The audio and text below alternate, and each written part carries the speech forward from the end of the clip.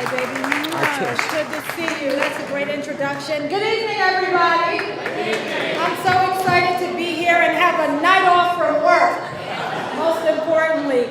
But it's for a very good cause. It is truly a tremendous honor to introduce the Regional Vice President in charge of the Northeast Region for Government Affairs for Charter Communications, Camille Joseph. I have personally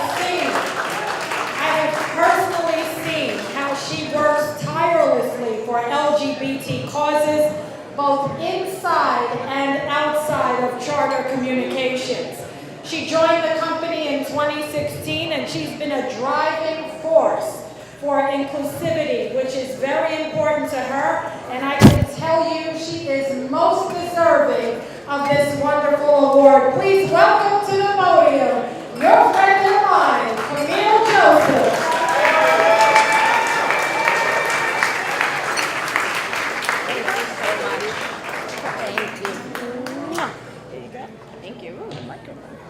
Good evening, everyone. First and foremost, before I even get to my speech, I just want to take a moment to recognize Cheryl. This evening, we had the pleasure of hearing remarks from the Reverend Al Sharpton. He said something that actually I carried in my career, is that you may not have known who I was or what I was able to do, but because of beautiful women like Cheryl Wills, who made it normative to see women of a certain color, of a certain type on television every single day. That's the reason why there's a place for me at Spectrum, and I want to thank you for your hard work and for being a trailblazer. That said, I do want to thank all my friends and family who came out tonight and my company. I'm actually joined by my fabulous uncle, Jack. Thank you so much for your love and support and encouragement. In addition to utilizing my job as an opportunity to kind of raise visibility and inclusivity, I want to thank Alan Roscoff for being a friend and a role model, for allowing me to know that it's not just what you do at work, it's what you do in your life to drive this message along. And as a first-generation American, I'm from the Bronx. I come from very humble beginnings. When I was younger, I actually recently went to a high school reunion, and folks around the table, and even in my kind of elementary school, were saying, oh, when we were growing up, there were, kind of gay individuals, but as long as there's been white males, black males, women and men, there have always been LGBTQ individuals, but they've not always had the opportunity to speak up. And I remember my first interaction in high school. I remember going to an all-girls high school in the Bronx, and someone said, there's the English teacher, watch her, she's gay. And so I did just that. Every day I would watch her. Weeks went by, I was watching her, and nothing happened. And what's so funny about that story is that once I stopped watching her and got to know her, she actually was the engineer behind me getting into I applied to 18 colleges, I was accepted to 17, and she wrote all of my letters of recommendation. And so I say this because, unless you are of open heart, an open mind, an open spirit, you will not know the blessings around you, no matter what shape they may take. That is an important message that I carry with me in my career, in my life. So I want to thank all of you for giving me this award, for this recognition. But no one individual deserves it. It takes a community, it takes a group. Thank you so much to the Jim Owls Club. Thank you so much, Alan Roscoff. And to my husband and former boss, Scott Stringer, thank you all for everything. Have a great evening.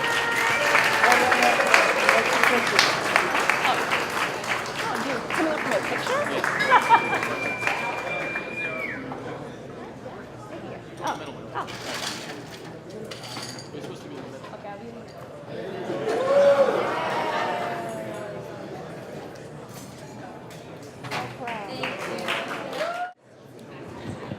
Moving along, I want to thank everybody for being here and assure you that the money you donated tonight will go to many good causes.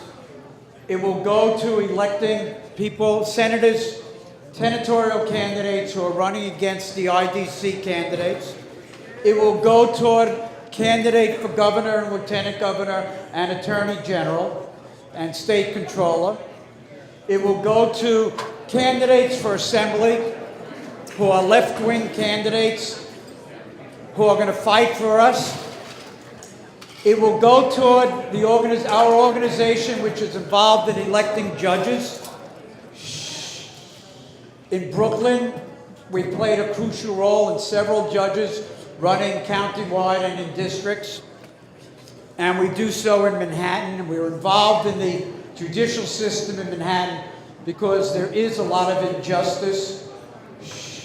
Last year, a judge was elevated who abortion slammed a woman with 2 children. And another judge that we were against was elected and has gone on record to giving the biggest settlement to a landlord and caused the homelessness of a 72-year-old woman.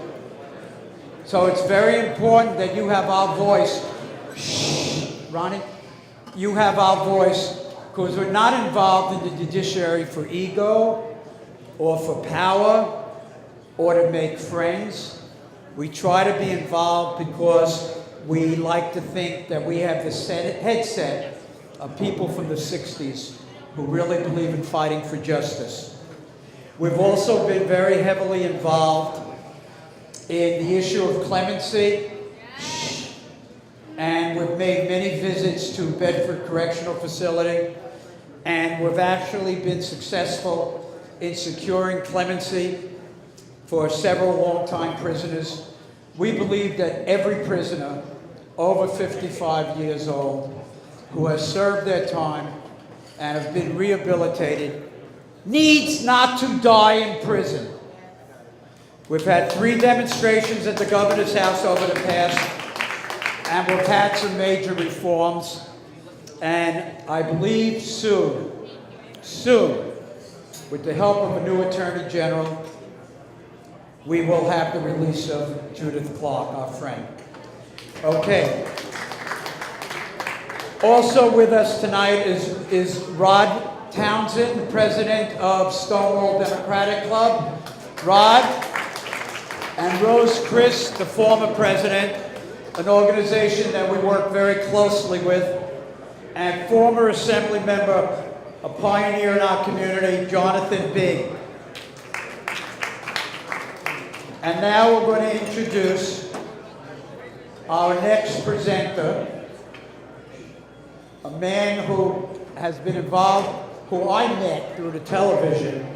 He started with Alan Cumming, as I said, in Reefer Madness, and I asked Alan about him, and Alan said, oh, he's super cool. He's great on every issue. So we invited him to City Hall to receive the Gay Pride Award in 2005. He's been very active in this organization, and we've been spending weekends with his wife, America Campbell, they're known as Christian America, and upstate, working for Brian Flynn, who's running for Congress in the 19th Congressional District. So now, our friend, dynamic, wonderful Christian Campbell.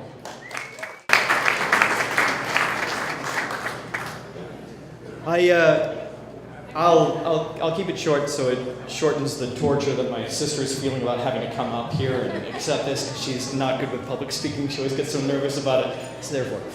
But let me just put it this way. We are children of immigrants, and we are immigrants. My father was a union member of the Teachers Union in Canada for 35 years. My mother's a psychotherapist, a yoga teacher. You know our politics. That's all there is to it. But one thing, this says everything about my sister. When I told her that Jim Owls wanted to present this award to her, she was like, why me? Right? That sums up my sister. There's a humility and a kindness to her that puts her far above so many people that work in Hollywood. There's an interesting line that happens in one of her movies, Scream, in which it says, there are many criminals working in Hollywood and their careers are flourishing. And my sister has never stooped to that. She's always been choosing characters, female characters that are strong, that set an example, that talk about justice and about kindness of people to one another as much as you can. And of course, she's also running away from people with masks and killing them, by the way. She always wins. But there's just been a way that she has carried herself in all these years that I think is going to afford her some pretty powerful years ahead of her. With this entire Me Too movement, I can promise you, you're going to be seeing a lot more of my sister. I promise you. So I'm going to introduce Nev Campbell, my sister, and a good friend. He's right, I hate this. I was having a panic attack last night. I literally didn't sleep next to my 6-year-old son and thinking I have to become more confident about this kind of things. I have to teach him. And I guess that leads to me to wanting to create a better world for him.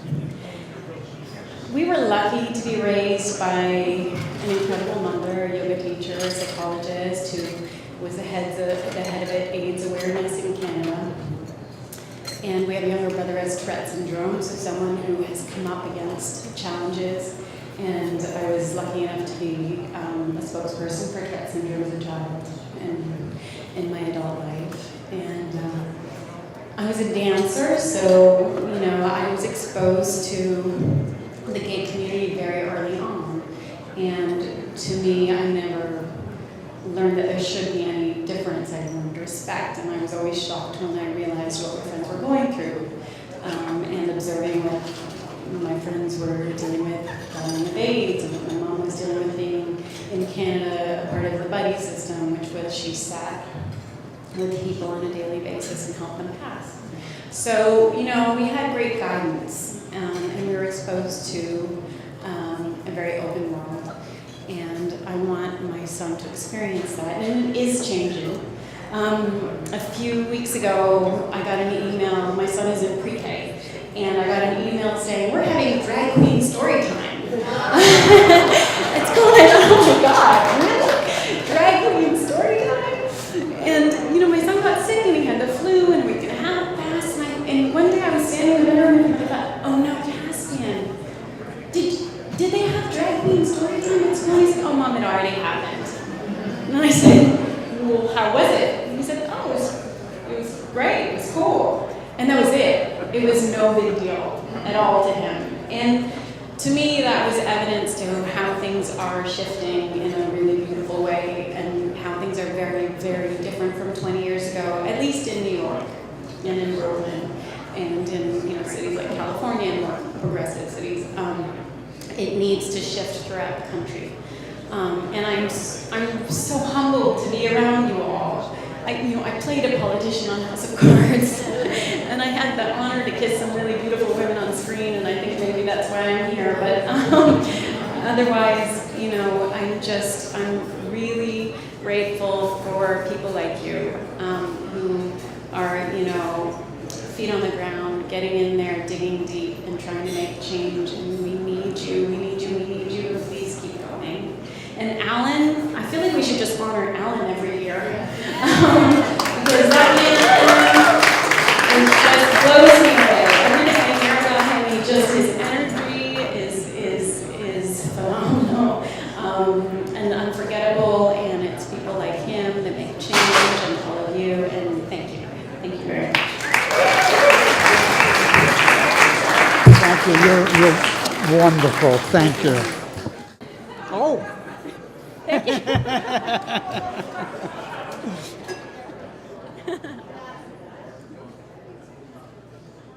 Thank you. Thank you.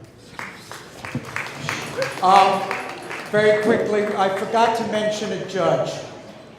And this is another reason why it's so important that we elect good judges. When Judith Clark's case came up, and we argued that the parole board reconvene because they did not use the appropriate criteria to judge whether or not she should be free after 37 years. And the case was handed to one judge, and there was turmoil in the justice system for those of us who are worried about mass incarceration.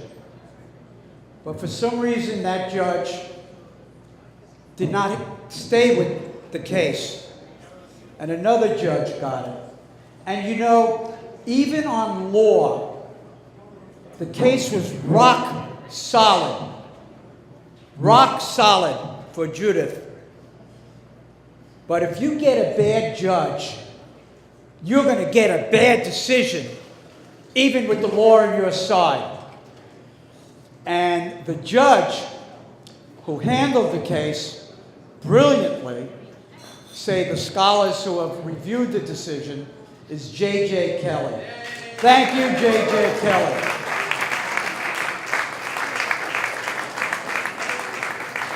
Another introduction from a star in Congress, a woman who has led the women's movement, the peace movement, the criminal justice movement, and has served us all very well for many, many years.